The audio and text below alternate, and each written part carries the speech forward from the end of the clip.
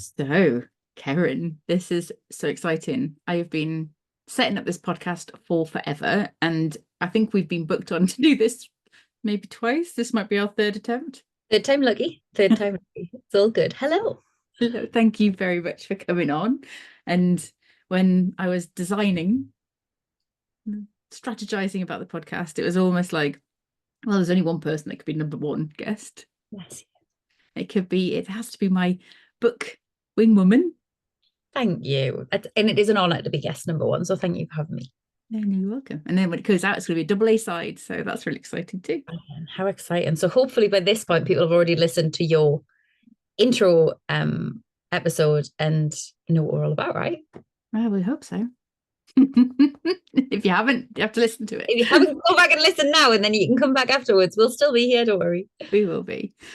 So I absolutely love your career and what you do for a living. So do you want to enlighten the listeners in terms of what it is you're on this earth to do?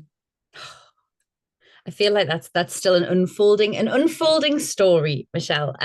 So I come to this, as you know, as you just said, I come to this having been your book Wingwoman for Good Girl Deprogramming. So we sort of work together on the whole conception of the book, on the writing of the book, on the editing of the book, on all of that kind of stuff. I was there in the wings, cheering you on and helping where I could. But that's kind of not my day job. I guess my day job. So the way I describe myself nowadays is as a storyteller, a primal witch, and a medium.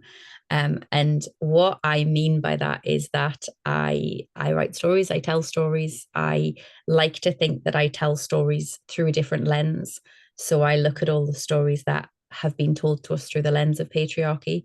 And I ask questions about them and say, but what if we told those through a different lens, through the lens of the people themselves? And that kind of extends into coaching as well. It extends into how we see our own stories and how we talk about them. And then the other side of what I do, which I believe leads in and weaves in very nicely, is I'm a practicing witch. I have always been a medium since I was a little girl. And so now I offer those things professionally woven into the work that I do and support people to kind of connect with that deeper side of themselves. And I think where that links into Good Girl Deprogramming, and we'll absolutely get back to this, so I won't go into it in too much depth now, is I think that is a deeper level of our deprogramming. I think that is a level of our kind of patriarchal conditioning that goes even deeper than the length of the skirts that we choose to wear or not, how big we think our bums should be or not, that goes into what happens when we stop leaning into the structures, the belief systems, the ways of living, the ways of seeing ourselves and our own energy that have been prescribed to us by patriarchy, and we come back to a real place of our natural flow and our natural sense of power. So all of that leads into, I wrote a book a few years ago called The Divine Feminist, and all of that leads into this sense of, is it feminism? Yes. But there's a divine slant to it. There's a deeper energetic slant to it that I call divine feminism. So that's me in a nutshell, as they say. Love it. I'm like, I could listen to you all day. So yes, you've answered the first two questions that I meticulously prepared, because I was like, we need to get this right. We need to make sure we're asking all the questions. So okay. So if you have listened to podcast number one with me, you'll have heard that when I found out about my ADHD diagnosis, I got really cross. And that's when I approached you, because we've known each other for years, but kind of almost like my friend's your friend. Yeah, we'd known of each other for a long time and never actually, I think we met once in a pub years ago, very briefly. And otherwise we'd just known of one another through a mutual friend. Well, through lots of friends, actually. The Northeast is a very small place for anybody who's from outside of this part of the world.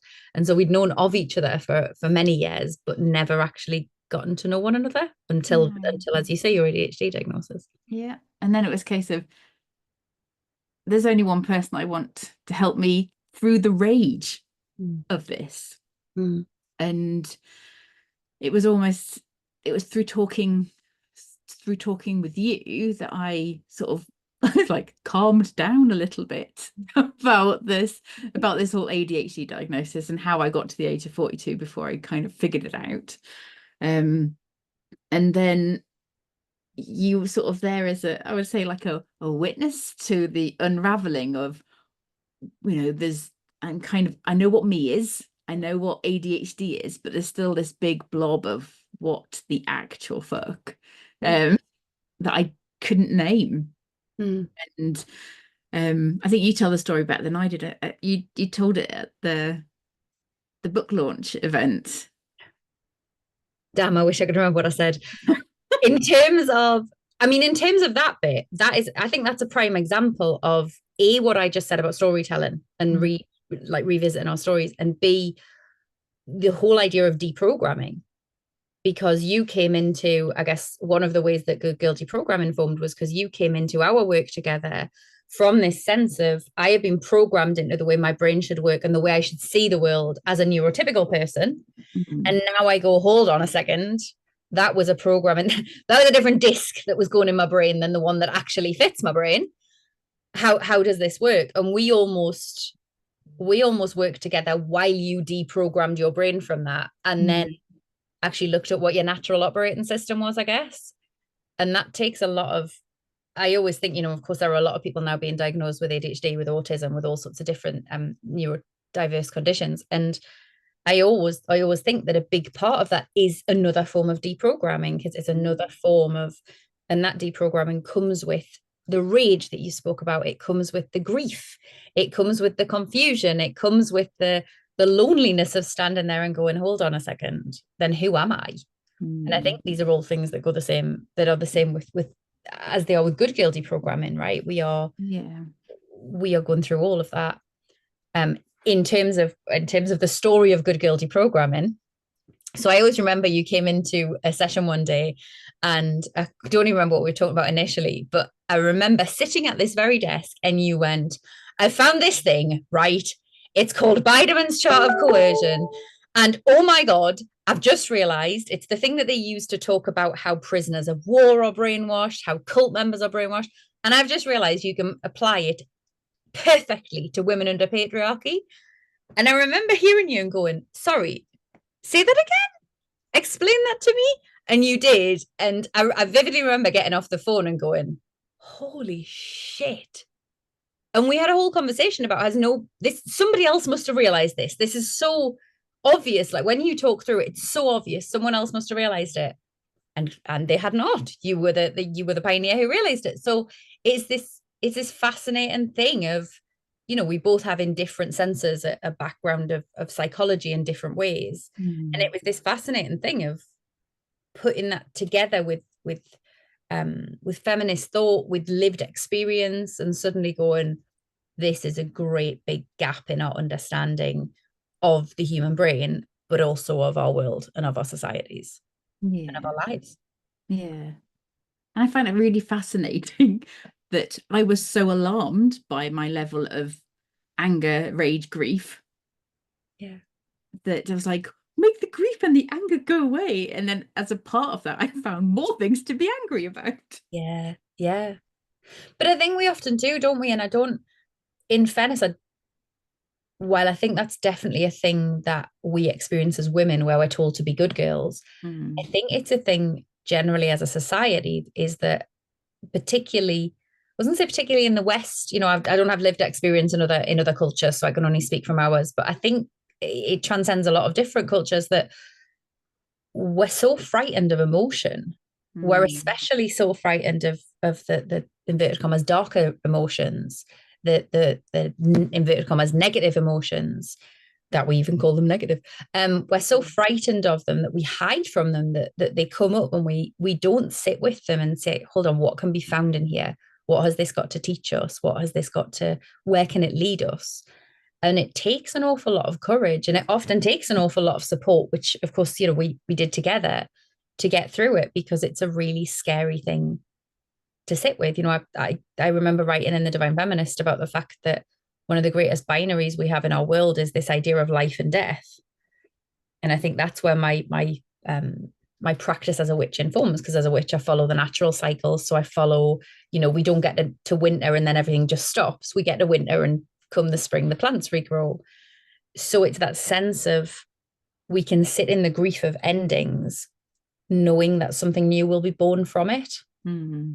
And I think that is a fundamental piece to who I am and what I do. And I think in a strange kind of way, it's a fundamental piece to your journey. Perhaps you wouldn't describe it that way, so I hope you don't mind me doing it, but it's a fundamental piece to what I witnessed with your journey. And ironically, the symbol for good girl deprogramming is, of course, the phoenix. You got to this point where because you'd had that ADHD diagnosis, it was almost like that neurotypical part of you died, and took with it and raised up a lot of grief, a lot of fury, all of the things. And then from the ashes of that grief and that fury came a rebirth, in which, had more fury, had more grief, all of those things, but came a rebirthing of something where you could say, okay, I can look at this differently now. I can see the world through a very different lens that the rest of the world wasn't necessarily looking at. Yeah. I always say people read my book that have ruined pretty much most TV shows and movies. But do you know what I wonder? Because obviously I was fortunate to be the first person outside of your brain who read the book, right? In various different iterations. And I think for a while it did ruin everything. And there are still things that are ruined. But I think now I've come to a different, and I've always been somebody who looks at it and goes, hold on, but what's the deeper meaning of that? That's just the way my brain works. Yeah. Now it's just a different perspective. And I do also think what we're seeing now is there are different little corners of the media where things are starting to change. Now I have less tolerance for the all-out patriarchal bullshit in there. Sometimes I'll still watch it because, it's brain rot. But I have less tolerance for some of the things I would have watched before. But also some of them I can just watch now with a slightly different perspective and be like, okay, I can watch this and I can see what needs to change, or I can see where there's just a little glimmer of something different growing, and that's a really beautiful thing. Yeah. I'm still pausing things and explaining things about, consent, for example, to my 14-year-old. So it's interesting. The Goonies has a watch advisory, this some of the stuff that happened in the 80s is not acceptable now. I'm like, it's like there's so much worse than the flipping Goonies out there. Yeah. But isn't that fascinating though? And isn't it like, to me, that's also slightly encouraging, because it's really easy, I think, sometimes to look at social media and look at all the stuff that's going on in the world and go, we're screwed. We're absolutely, that's it. We're fighting a losing battle. But the fact that the Goonies has a rating on, has a warning on, all right, it's only the Goonies, and all right, there's far worse out there. But fair play to you for putting that on. Well done, Goonies. Well done. It's like Goonies forever. Yeah. Goonies never say die. Yeah, that's it. Oh, that's brilliant. Okay, so getting back to me. Yes. So you are the sort of outside of James, my partner, the sort of the person who sort of sat and watched me go through the writing process, that unraveling. Okay, say unraveling the onion. Yeah. That was this good girl conditioning. And what's really fascinating about this, it's like there's no end to it. It's like, when am I going to be deprogrammed? It's like, I don't think you ever will be, because situations, contexts happen that all of a sudden it's like, oh, there's shit again. Yeah. I always, whenever I'm working with clients, I always use the metaphor of, I'm sure I've used it with you, of a road, that I think our old ways of thinking, our old brain programming, and whatever it may be, societal conditioning is included in that. Our own old brain programming is like a motorway. It's really easy to drive. We can drive it really fast. We can get from A to B without even thinking. We just hop on it, and before we know it, we're there. When we're trying to deprogram and reprogram, we not only have to remember to get off the motorway and get onto a different road, we're also kind of faced with a rainforest that we need to hack our way through with a scythe at first. And then gradually we can start to like carve out a little path, and then it becomes a bigger road. And then it takes a long, long time before this new path feels like a motorway, before it feels easy to drive, never mind pleasant to drive. And it takes longer still before it becomes our go-to. And even then, there's still going to be times along the way that we find ourselves on the old road. Whenever I say this, I always visualize myself. Years ago, I left a job, horrible job, and started a new one 5 minutes further down the road. Left one on the Saturday, finished the next one on the Monday. And I always remember on the Monday morning, driving into work and pulling into the car park and then suddenly going, shit, this isn't the office I work at anymore. Whoa! And having to pull out and go to the new office. And I think it's like that. And still sometimes 6 months later, I would be driving into work and I'd be tired, or I'd just not quite be with it. And I'd find myself starting to indicate to go off to the old office because I was so conditioned into it. And I think it's the same. We go into autopilot when we're tired. We go into autopilot, as you say, different circumstances where we haven't necessarily had to do that before. And we've got two choices there. We can beat ourselves up and go, I failed. Oh my God, this programming will get the better of me forever. Or we can say, all right, where's the next time to turn off this road and go on the new one? It's just going to take a little bit more thought next time. Okay, it's a learning curve. And I think, any journey of self-change sound dead cheesy, is a continuous one, is one that we are always going to it's like we come back around the same themes in different perspectives and from different perspectives and in different ways. And the thing is just to be patient with ourselves, isn't it? And to know that even when you have literally written the book on it, there will be days when you still say sorry when you don't need to. I always remember at your book launch standing in the queue for the bar, and I was next in the queue, and I was the one who had edited this book. I was the book Wingwoman. I was the one who was emceeing this event. So as far as rebel women were concerned, who were meant to be saying, look at what you could be on the other side of this book, I was right up there, that I should have been one of the role models of this.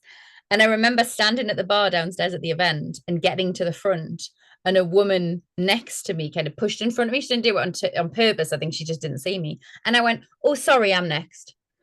And I remember walking back up the stairs with my pint of blackcurrant and soda going, you said sorry when you didn't need to.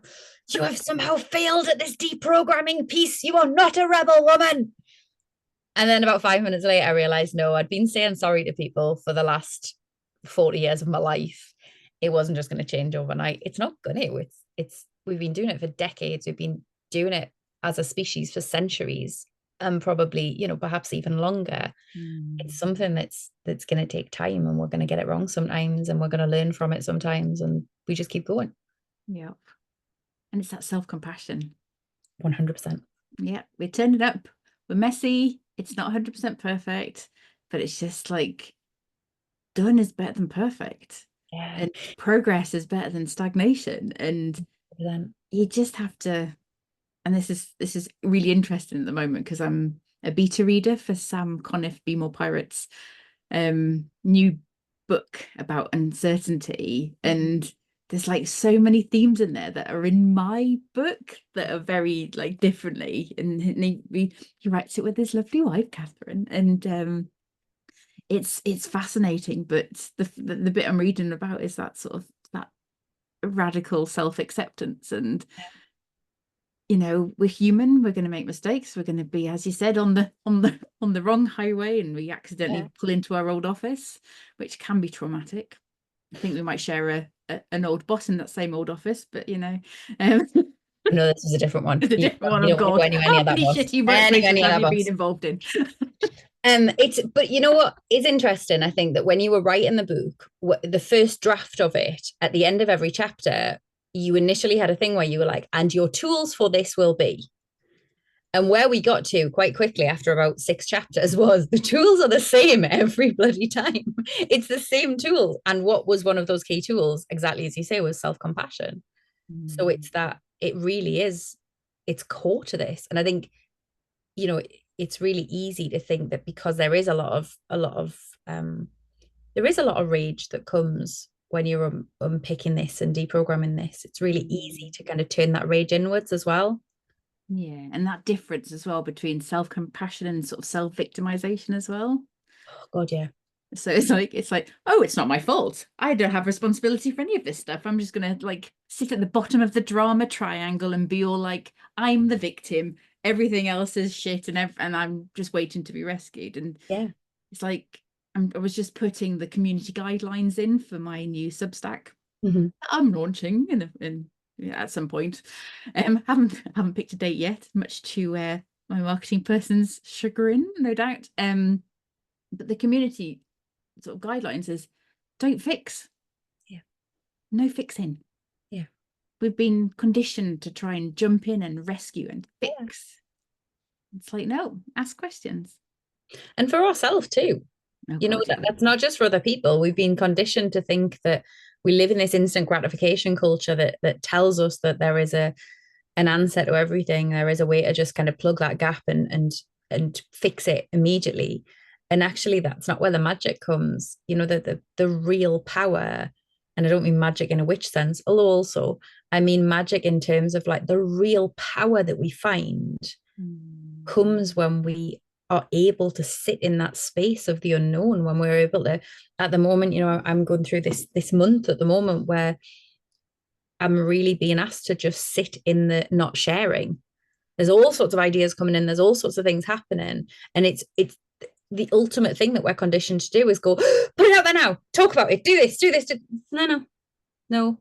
What if I believe part of our programming has been move on to the next thing, keep going, get the answers, find the thing, fix the blah, blah, blah, blah, blah. Has been this thing to keep us, it's part of keeping us tired, is keeping us permanently productive, is making us move on to the next thing and the next thing and the next thing. And that all that leads to is permanent exhaustion. It certainly doesn't lead to change, not Very real funny. meaningful change. So funny you said that.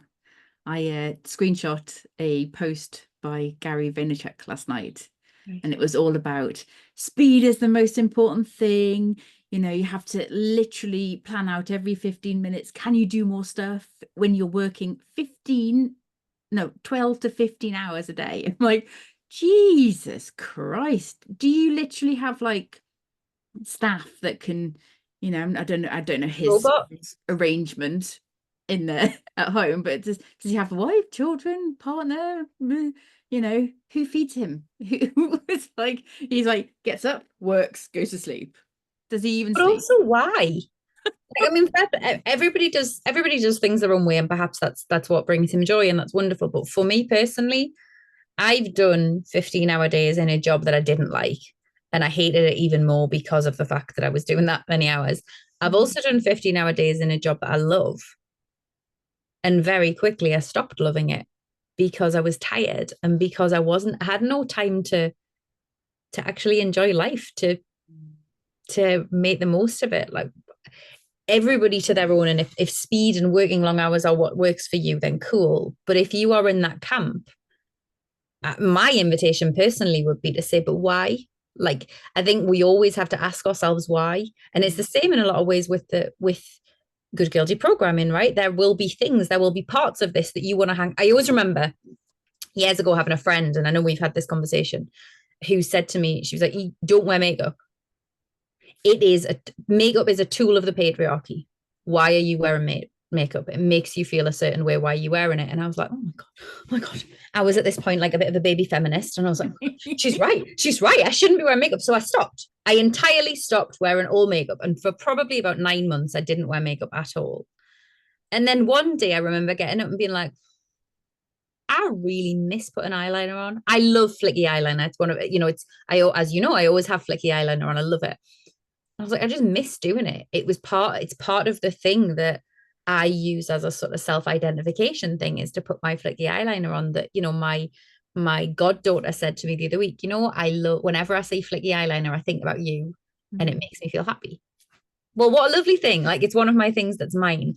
If I'm going into a meeting, I like to put on lipstick because it feels a bit like war paint, and it makes me feel a little bit like I'm going, right, I'm ready. You know, there are certain things that I just love to paint my face. I enjoy the ritual of painting my face. I'm not a contouring, and my makeup routine takes me 5 minutes, but I love doing it. I find it a real ritual. I find it a real, like, just a really enjoyable thing. It's a self-love thing, isn't it? Absolutely. And it took me a long time to go, hold on, this is okay. And I kept asking myself, and I think the big question was asking myself why. And it's the same with, you know, if you're working a 12 to 15-hour workday and it nourishes you and it makes you feel great, cool, you do that. You do you, Gary Vaynerchuk. But if you're doing it because you think you have to, or you're doing it to try and stay one step ahead of the crowd or whatever, then for me, I wasn't doing it for any of the right reasons. And for me, as a woman who you know who menstruates, who is very much into cyclical living and cyclical working, there is probably one day a month, maybe two at best, where I could comfortably work 15 hours and not entirely burn myself out. There are equally at least 2 days of a month where if I work 3 hours, I'm flatlined for the next 48. So, you know, yeah, I just think it's horses for courses, but it really is self-compassion and self-understanding. It is. So I promise to keep these podcasts punchy. Punchy. And so my kind of final question, which I didn't prepare you with, so I'm really sorry about this. If you could give either, that was like no fixing, but like a provocation, a question for our listeners to listen to, what could that be? Oh, that's a hell of a question.